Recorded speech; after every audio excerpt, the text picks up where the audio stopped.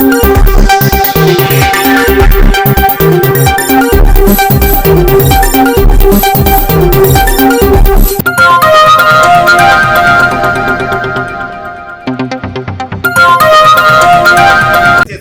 बड़ी खबर, दो पार्टियों की सियासत यानी कि कांग्रेस बीजेपी यानी कि जनता कर रही है तीसरे मोर्चे का इंतजार।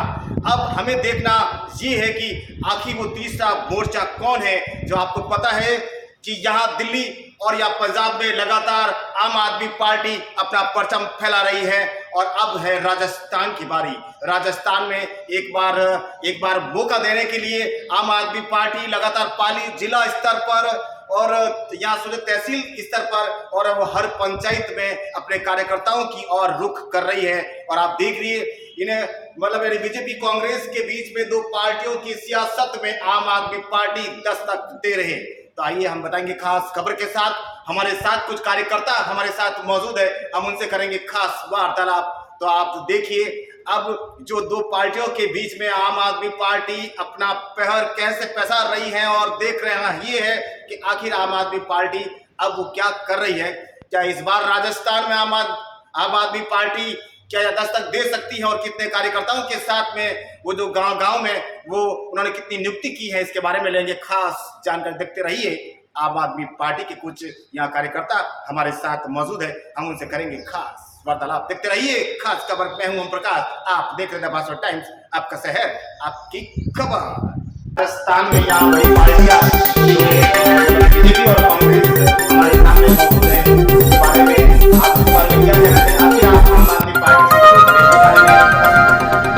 मैं वैसे राजकीय सेवा में रहते हुए भी मैं माननीय अरविंद केजरीवाल साहब का मैं बहुत ही फैन रहा हूँ, क्योंकि उनकी ईमानदारी और उनके जो कार्य करने की जो क्षमता है, कार्य करने की जो शैली है, उससे मैं बहुत प्रभावित था। तो मैंने सेवानिवृत्त होते ही सबसे पहले आम आदमी पार्टी ज्वाइन की। और राजस्थान के परिदृश्य में यदि हम देखें तो मैं नहीं मानता कि यहाँ कांग्रेस और भाजपा कोई अलग अलग पार्टियां हैं, ये दोनों ही एक ही है। इन दोनों ने बारी बारी से लूटने का मानस बना रखा है, राजस्थान की जनता को मूर्ख बना रहे हैं। तो आए हमारे साथ कुछ कार्यकर्ता, उनसे लेंगे खास जानकारी, होंगे उनसे रूबरू और उनका कराएंगे परिचय कि आखिर आम आदमी पार्टी यहाँ कहाँ तक पहुँची राजस्थान में दे रही है दस्तक। तो आइए हम होते हैं उनसे रूबरू। आपका शुभ नाम? नमस्कार, मैं नरपत सिंह यादव, मैं लोकसभा क्षेत्र पालिका संयुक्त सचिव आम आदमी पार्टी।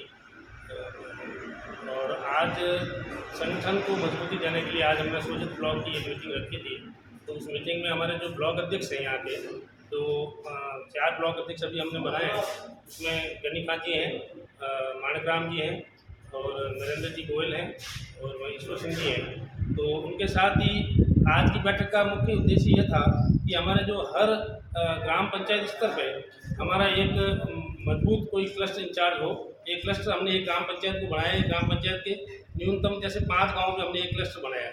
अगर किसी ग्राम पंचायत में मान लीजिए गांव कम है या आबादी कम है तो हमने 2 ग्राम पंचायत पे एक बनाया। इस तरह से तो आप हमें बताइए कि आम आदमी पार्टी से आप कितने समय से जुड़े हुए हैं? मैं पहले राजकीय सेवा में लेखा सेवा से मैं सेवानिवृत्त हुआ 2016 में।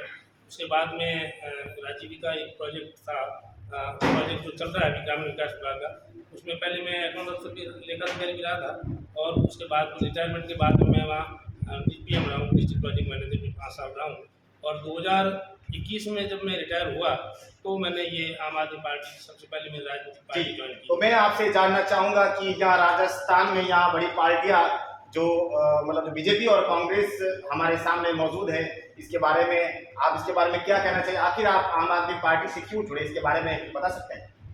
मैं वैसे राजकीय सेवा में रहते हुए भी मैं माननीय अरविंद केजरीवाल साहब का मैं बहुत ही फैन रहा हूँ, क्योंकि उनकी ईमानदारी और उनके जो कार्य करने की जो क्षमता है, कार्य करने की जो शैली है, उससे मैं बहुत प्रभावित था।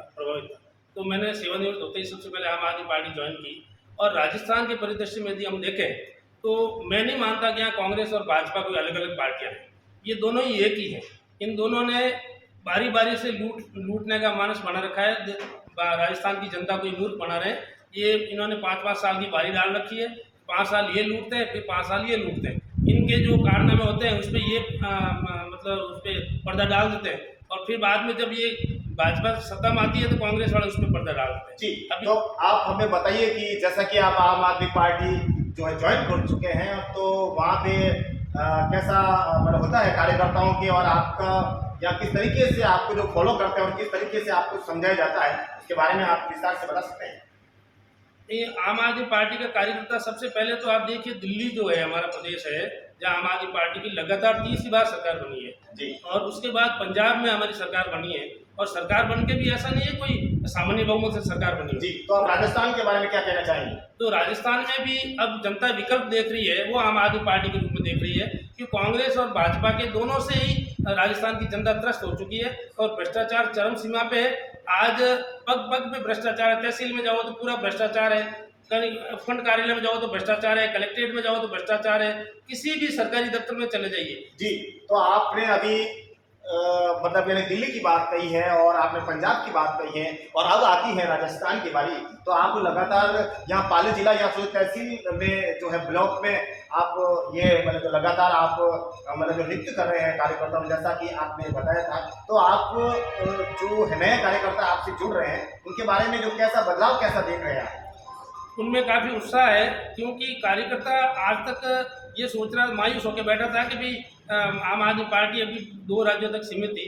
अब आम आदमी पार्टी ने गुजरात में जो अच्छा प्रदर्शन किया है, उसके बाद एक अच्छा जो वर्तमान में जो केंद्र सरकार की जो नीतियां हैं, केंद्र सरकार जिस तरह से नफरत का माहौल पैदा कर रही है देश में, जिस तरह से भ्रष्टाचार चरम सीमा पे है, तो उसको देखते हुए कार्यकर्ताओं में ये लगा कि भाई हमें तीसरे विकल्प के रूप में विचार करना चाहिए, और तीसरे विकल्प के रूप में कार्यकर्ता एकजुट हुए हैं और दिनों दिन ये कारवां बढ़ता ही जा रहा है। हम पंचायत लेवल तक और बूथ लेवल तक हम जाएंगे और जून तक हमारा संगठन खड़ा हो जाएगा, और उसके बाद हम निरंतर गांव-गांव और ढाणी-ढाणी तक हम जाएंगे और निरंतर रैली करके आगामी विधानसभा चुनाव में 200 विधानसभा क्षेत्रों में आम आदमी पार्टी अपने उम्मीदवार उतारेगी और बहुत ही मजबूती से हम चुनाव लड़ेंगे, और जिस तरह से गुजरात में हमने करके दिखाया है, उससे भी शानदार प्रदर्शन हम राजस्थान में करके दिखाएंगे, ऐसी मेरी मान्यता है। अगर आपकी आम आदमी पार्टी अगर राजस्थान में आ जाती है और आपको सब बहुमत मिलता है, तो उसके बारे में आप सबसे पहले अपना आम जनता के लिए क्या बदलाव करना चाहेंगे?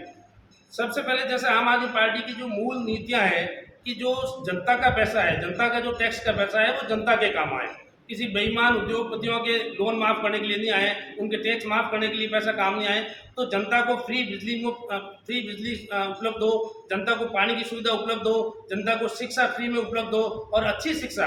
आज दिल्ली में जो स्कूल है वर्ल्ड क्लास शिक्षा है, जहाँ भी बाहर के देश भी उसकी तारीफ कर रहे हैं, और सबसे बढ़िया गरीब आदमी को इलाज उपलब्ध हो, और यातायात की सुविधा उपलब्ध हो, तीर्थ यात्रा की सुविधा उपलब्ध हो, गरीब लोगों को जैसे अपने यहाँ 1000 रुपये पेंशन दे रही है, 750 दे रहे थे, अभी 1000 किया है, तो दिल्ली सरकार 2500 रुपये पेंशन दे रही है वृद्धावस्था का। तो आपका ये जो राजस्थान में इतनी चीजें आपको जो आम जनता को मुहैया कराएंगे, तो उसके पीछे ये दोनों पार्टियां बोल रही हैं कि इसमें जो आम जनता के लिए अगर इस प्रकार की सुविधा होगी तो यहाँ खजाना खाली हो जाएगा, तो इसके बारे में जरा हमें बताइए। नहीं सर, मैं आपको ध्यान दिलाना चाहूँगा, अभी एक सीएजी की रिपोर्ट आई है। सीएजी की रिपोर्ट में ये कहा गया है कि 2015 से आज तक दिल्ली सरकार, मात्र पूरे देश में एक दिल्ली सरकार ऐसी जो निरंतर लाभ का बजट दे रही है, जी निरंतर लाभ का बजट दे रही है, क्योंकि बाकी सरकारें, अब दिल्ली की सरकार ने ना तो 1 रुपये का कर्जा लिया, ना 1 रुपये का कोई टैक्स बढ़ाया, उसके बावजूद भी सारी सुविधाएं फ्री देते हुए भी वो इस साल में 7,499 करोड़ का बजट,